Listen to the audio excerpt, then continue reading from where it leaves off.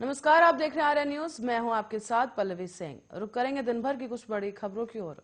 शुरुआत करेंगे उत्तर प्रदेश से, जहां पर उत्तर प्रदेश विधानसभा चुनाव को लेकर आज एक अहम बैठक की गई, जहां भारतीय जनता पार्टी की केंद्रीय चुनाव समिति की यह बैठक हुई, जहां करीब 172 उम्मीदवारों के नाम की पहली सूची तय की गई है। उम्मीदवारों की पहली लिस्ट 15 जनवरी को जारी की जा सकती है। साथ ही बीजेपी की केंद्रीय चुनाव समिति की बैठक में केंद्रीय मंत्री अमित शाह, अनुराग ठाकुर, धर्मेंद्र प्रधान और उत्तर प्रदेश के मुख्यमंत्री योगी आदित्यनाथ शामिल रहे। वहीं प्रधानमंत्री नरेंद्र मोदी, बीजेपी के राष्ट्रीय अध्यक्ष जेपी नड्डा और रक्षा मंत्री राजनाथ सिंह वर्चुअल रूप से इस बैठक में शामिल रहे। बैठक को लेकर दिल्ली में उत्तर प्रदेश के डिप्टी सीएम केशव प्रसाद मौर्य ने कहा है कि बीजेपी की केंद्रीय चुनाव समिति की बैठक में आज 172 विधानसभा सीटों पर उम्मीदवारों के संबंध में बहुत ही उपयोगी चर्चा हुई है। उन्होंने ये भी कहा कि हम 2022 के विधानसभा चुनाव में शानदार जीत दर्ज करवाएंगे। गौरतलब है कि उत्तर प्रदेश समेत 5 राज्यों में होने वाले विधानसभा चुनाव के लिए बीजेपी में उच्च स्तरीय बैठक पिछले 2 से 3 दिन से लगातार चल रही है। उम्मीदवारों के नामों का ऐलान भी 2 दिन में यानी कि 15 जनवरी तक किया जा सकता है।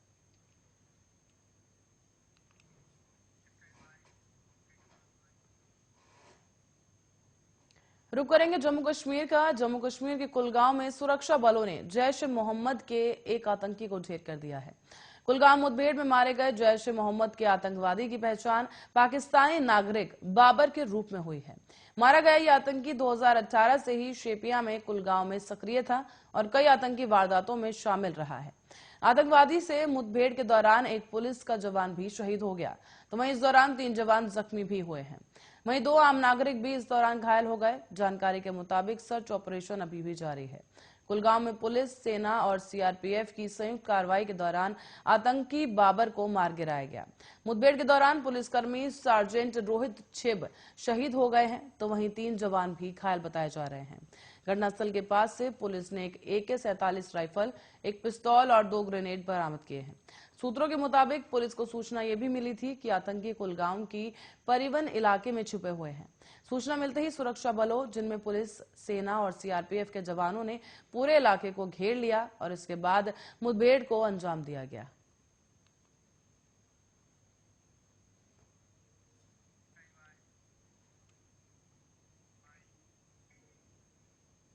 और उत्तर प्रदेश विधानसभा चुनाव के लिए आज कांग्रेस महासचिव प्रियंका गांधी ने पार्टी के 125 उम्मीदवारों का ऐलान कर दिया है।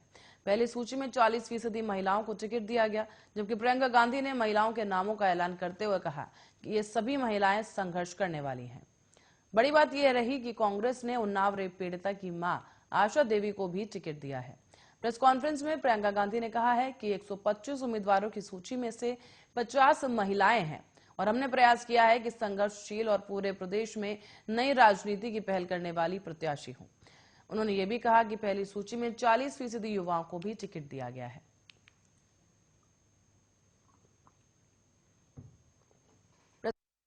आगे प्रियंका गांधी ने कहा है कि हमारी ये कोशिश है कि हम इनके माध्यम से यूपी की राजनीति को नई दिशा देने में कामयाब होंगे। प्रियंका ने कहा कि इस लिस्ट में कुछ महिला पत्रकार भी शामिल हैं, एक अभिनेत्री भी हैं और बाकी सब संघर्षशील महिलाएं हैं, जिन्होंने कांग्रेस में रहते हुए कई साल संघर्ष किया। उन्होंने कहा है कि पार्टी जीतने की और लड़ने की क्षमता देखकर महिला उम्मीदवारों को चुना गया है। आज यूपी में तानाशाही सरकार है, हमारी कोशिश मुद्दों को केंद्र में लाने की होगी। नेताओं ने कांग्रेस छोड़ने के सवाल पर प्रियंका गांधी ने आगे बताया कि यह हर चुनाव में होता रहता है। कुछ लोग आते हैं, कुछ चले जाते हैं, कुछ घबरा जाते हैं और हमारे संघर्ष के लिए हिम्मत की जरूरत है। किसी के जाने से दुख तो होता है, लेकिन बता दें कि उत्तर प्रदेश की 403 विधानसभा सीटों के लिए 7 चरणों में मतदान होंगे, जो कि 10 फरवरी से शुरू होंगे। रुक करेंगे पंजाब का, जहां आम आदमी पार्टी ने पंजाब में सीएम का उम्मीदवार घोषित करने से पहले एक बड़ा दांव खेल दिया है। सीएम पद का चेहरा घोषित करने के लिए आम आदमी पार्टी पंजाब के वोटर्स की राय लेगी और इसके लिए पार्टी ने एक मोबाइल नंबर जारी कर दिया है। हालांकि आम आदमी पार्टी के इस दाव से भगवंत मान की उम्मीदवारी पर एक बार फिर से पेच फंसता हुआ नजर आ रहा है। आम आदमी पार्टी ने गुरुवार को ही एक बयान जारी कर कहा कि फोन कॉल के जरिए आप सीएम उम्मीदवार तय होगा।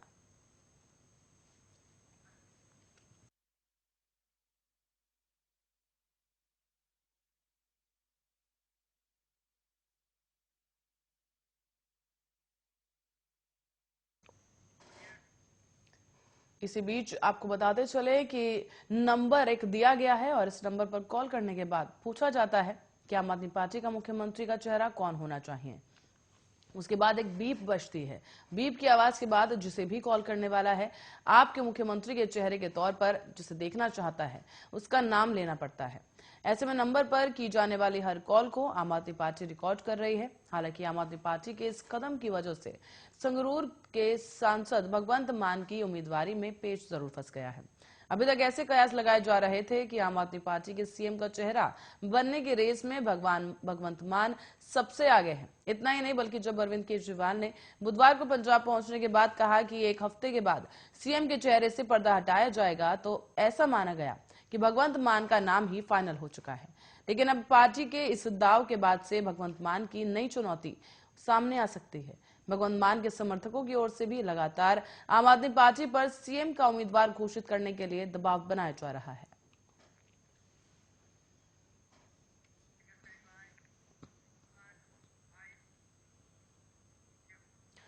बुलंदशहर के शिकारपुर नगर पालिका की लापरवाही के चलते नगर के लोग गंदा पानी इस्तेमाल करने पर मजबूर हैं। ये खबर आपको बता दें कि दरअसल नगर पालिका की बड़ी लापरवाही की सामने आई है, जहां पर नगर पालिका परिषद द्वारा दी जा रही पानी की सप्लाई में कई सालों से गंदा पानी आ रहा है। स्थानीय अधिकारियों को शिकायत पत्र देने के बावजूद भी इस समस्या को गंभीरता से नहीं लिया गया, जिसके बाद से परेशान लोगों ने चुनाव बहिष्कार करने की बात कही है।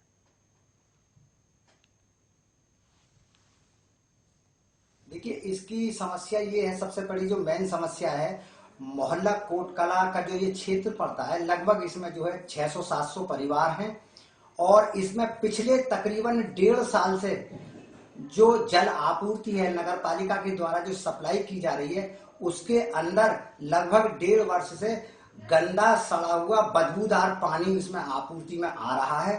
और जिसके संबंध में हमने यहाँ जो कर्मचारी, यहाँ जो नगर पालिका जो ईओ नगर पालिका शिकारपुर है, उनको भी हमने लिखित में मौखिक शिकायत भी दी और माननीय जिलाधिकारी महोदय जी को भी दिया हमने ज्ञापन, और माननीय एडीएम साहब बुलंदशहर को और सीएमओ साहब बुलंदशहर को भी हमने इस संबंध में उनको प्रार्थना पत्र दिए। लेकिन उसके बावजूद भी आज तक लगातार नगर पालिका परिषद शिकारपुर से जल आपूर्ति सड़ा हुआ बदबूदार पानी आ रहा है, कोई भी सुनने के लिए तैयार। और बुलंदशहर में जिलाधिकारी और पुलिस उप महानिरीक्षक पुलिस अधीक्षक बुलंदशहर द्वारा आगामी विधानसभा निर्वाचन 2022 के तहत ही क्षेत्रों में शांति और कानून व्यवस्था बनाए रखने के लिए फ्लैग मार्च निकाला गया। पुलिस में आपको बता दें कि पुलिस अधीक्षक द्वारा आम जनमानस से लेकर सबसे ही व्यापारियों से भी बात की गई। लाउडस्पीकर के जरिए अनुरोध किया गया कि जनपद में शांति और कानून व्यवस्था बनाए रखे। पुलिस प्रशासन का सहयोग करने की भी इस दौरान अपील की गई है।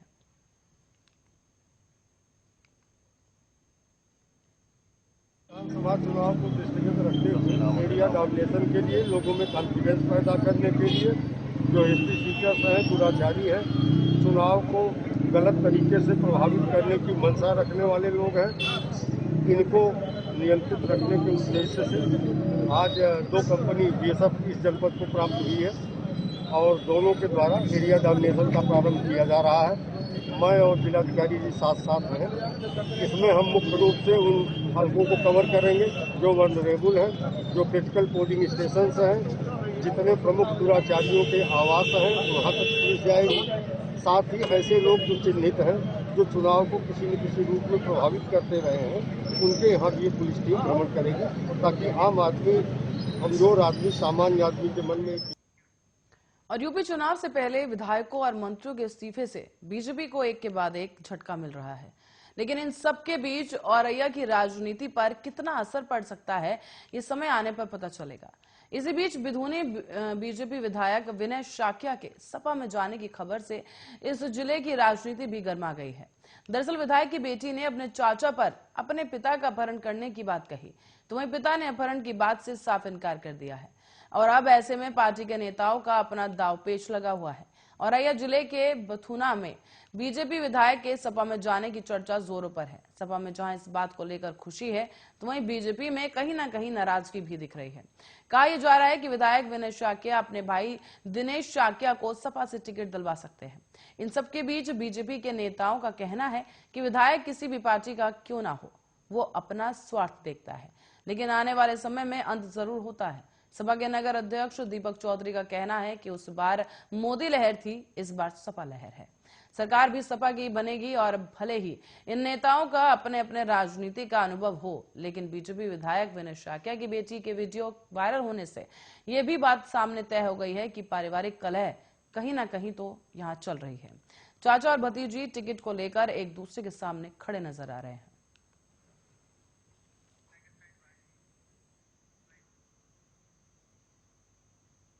और देश में कोरोना रोज मिलने वाले मरीजों का आंकड़ा अब डराने लगा है। देश में बुधवार को कोरोना के करीब 2,47,000 से ज्यादा नए मामले सामने आए। यह आंकड़ा इसलिए भी डराता है क्योंकि 26 मई के बाद देश में नए मामले 2 लाख के पार पहुंच गए हैं। कोरोना के बढ़ते मामलों की वजह से नया वेरिएंट ओमिक्रॉन और भी ज्यादा घातक सामने आ रहा है। ओमिक्रॉन को लेकर माना यह भी जा रहा है कि इसके लक्षण बहुत हल्के हैं और संक्रमितों को अस्पताल में भर्ती होने की जरूरत नहीं पड़ रही। लेकिन सरकार ये भी दावा कर रही है कि नए मामले जिस तेजी के साथ बढ़ रहे हैं, उस तेजी से अस्पताल में भर्ती होने वाले मरीजों की संख्या नहीं बढ़ रही। हालांकि आंकड़े कुछ और ही बयां करते हैं। आंकड़े बताते हैं कि अस्पताल में भर्ती होने वाले मरीजों की संख्या तेजी के साथ बढ़ रही है। दिल्ली, मुंबई समेत कई ऐसे राज्य हैं जहां अस्पतालों में अब भीड़ बढ़ने लगी है। दिल्ली के ही आंकड़े अगर लिए जाएं तो फिर अस्पतालों में करीब 2,264 कोरोना मरीज भर्ती हैं। एक दिन पहले ही 2,161 मरीज भर्ती थे और इससे एक हफ्ता पहले यानी कि 5 जनवरी की अगर बात की जाए तो लगभग 708 कोरोना मरीज अस्पताल में भर्ती हुए थे। मुंबई में भी अस्पताल में भर्ती होने वाले मरीजों की संख्या तेजी के साथ बढ़ती देखी गई।